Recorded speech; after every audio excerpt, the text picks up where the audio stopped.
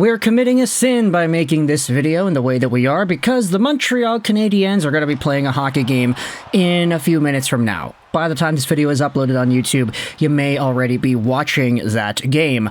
But in this video, what we're going to be doing is going over the latest updates from Pierre LeBrun as to the biggest and most skilled, most young and dazzling superstar that is available on the trade market right now, Trevor Zegras of the Anaheim Ducks. Because when it comes to Zegras and the Montreal Canadiens, Pierre LeBrun went out there and provided us an update as to what's going on.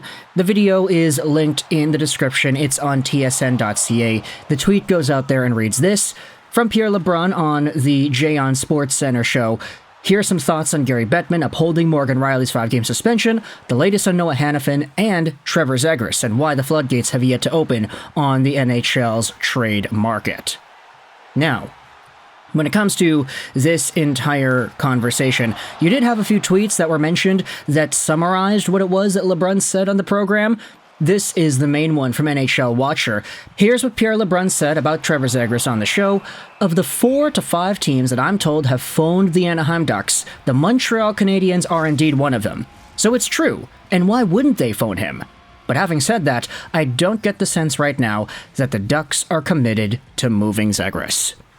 So that is our quick update, and I wanted to dive into more of the reasons as to why this may be the case, what phoning the Ducks about this player actually means, and the repercussions of trading away a guy like Zegras. So first things first, if you wanted to talk about why the Ducks would be interested in trading him away, I mean, look, there have been so many things over the past few months that everybody talks about how, oh, there were contract negotiations that they couldn't agree on, and it took so long for Zegras to actually re-sign with the Anaheim Ducks, and the other guy that the Ducks took a super long time to sign, Jamie Drysdale, guess what? That guy got traded. Meanwhile, you have all the extra forwards, like the one that was brought in that Jamie Drysdale trade. You've got Cutter Gauthier, Leo Carlsson, Mason McTavish. Does this core really need a guy like Trevor Zegras? Because think about the styles. Leo Carlsson, if everything works out for him, he could be like the next Matt Sundin-esque kind of player. Physical, tough to shove out the puck, very great score, everything in between. Mason McTavish is like a bulldog. He blocks shots, he does a lot of good things, and he is physical as well. Not to mention Cutter Gauthier, who also is a big power forward-like guy. You're starting to see a pattern, more so in that mold of what Pat Verbeek values as a hockey player, bring itself out in these young prospects. And so Trevor Zegras is not a big brute force. He is not a super dangerous wrecking ball of a human being. He is a human highlight reel. He is a flashy, skilled, one of the most talented players in the NHL when it comes to just pure puck handling ability. What he can do with the puck and the stick is unmatched by most people in this league. So, if there's already sort of an idea floating around that says that the Ducks would not really value that kind of a playstyle, then maybe there's room for trading him. And because of all these conversations that have popped up over the past few weeks, we had seen ideas tossed around there for a team like Montreal. Oh, Kent Hughes. He is also one of these American dudes who is caught up with the NTDP program. He has Cole Caulfield on his team already, and Trevor Zegras and Caulfield were huge buddies back in the NTDP days of 2018-19. So maybe there's a fit here, maybe there's a pick to be traded, maybe there's a prospect to be sent away. And with Pierre LeBrun going out there and confirming that the Montreal Canadiens did indeed phone the Anaheim Ducks about Trevor Zegras, one may go out there and ask the question, okay, what did they talk about? Now, I'll go out there and say this. The verb phoning is very loose. It doesn't mean, oh yeah, the Montreal Canadiens were super serious and they got a trade done down to the wire, but then at the last minute somebody pulled out and said, no, that's not what happened here. Kent Hughes phoning the Ducks could have been as simple as just him picking up the phone and saying, hey Pat, what's up with that Trevor Zegras guy? He available? And if Verbeek says, no, sorry, he's not available, and then Kent Hughes hangs up, says, okay, yeah, sorry, then that's it. that counts technically as phoning the Anaheim Ducks about Trevor Zegras, especially since LeBrun is saying that I don't get the sense right now the Ducks are committed to moving him. There is more of an idea that says that this phone call, whatever it was between the Canadiens and Zegras, was more so of just a courtesy thing. Kent Hughes has to go out there and monitor the trade market. He has to make sure that guys that are available for what they're probably worth, because if a guy's available for cheap, let's say he calls up Pat Verbeek and he's like, hey, Trevor Zegras, what's he going for? And Verbeek's like, yeah, he's going for a third-round pick.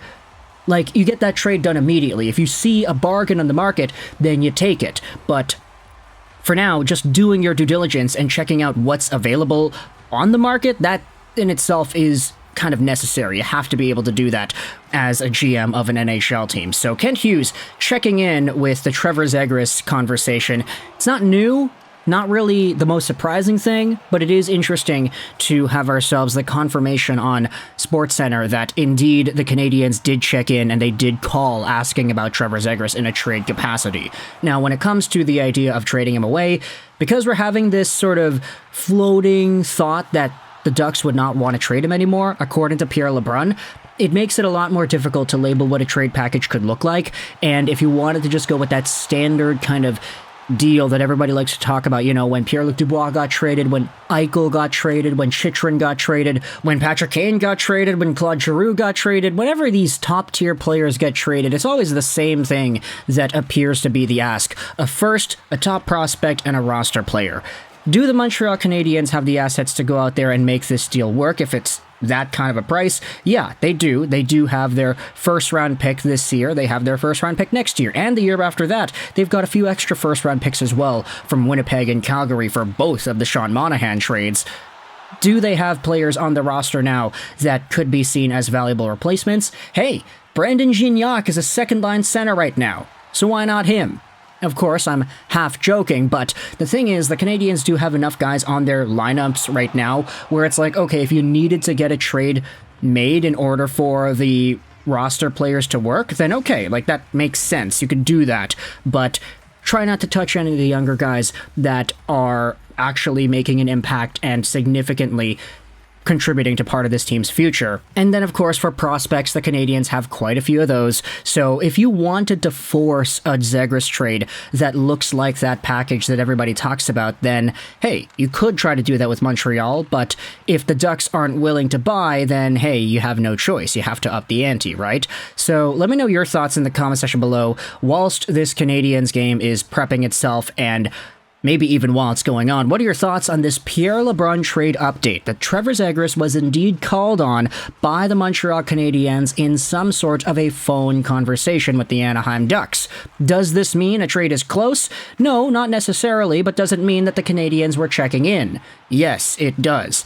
And with all the rumors going out there saying that the Anaheim party isn't really willing to part ways with Zegras just yet, what are your thoughts as to the trade conversation that ensues afterwards? If you need to up the ante, how much do you add to make this trade go through? Do you really want to add Trevor Zegras to this team, and how much do you want to do that? Let's say you do get him on the Habs. How do you do with the lines up now? Do you break up that Slafkovsky, Suzuki, Caulfield line? Do you move Trevor Zegras somewhere else? Do you try to reunite Caulfield with Zegras? Do you try to put Suzuki with Zegras? What are the thoughts there, and where does everything else fit into place? There are a lot of conversations that we could have about what he'd look like on the team, but for now, this video is just about the update that they did indeed call. Let me know your thoughts in the comment section below if you're a Ducks fan and or a Canadiens fan. What are your opinions on Trevor Zegras heading over to Montreal? One last question to the Anaheim fans. If it is Montreal, then what assets do you want from this Habs team to make a Zegras trade work? Is there any prospect in particular that you have your eyes on? I'd honestly be a tad surprised if there was like a mainstay, like top-of-the-line prospect that the Ducks fans just absolutely have to have, mostly because, like, the Ducks have so many good prospects already. They have one of the better pools in the NHL, if not, like, one of the top pools. So it'd be kind of difficult to justify making a trade for just another top prospect when there are already so many in the Anaheim Ducks organization. But then again, I mean, more never hurt anybody, right? So let me know your thoughts in the comment section below about this entire Zegras conversation. I hope you enjoyed this video, and bye.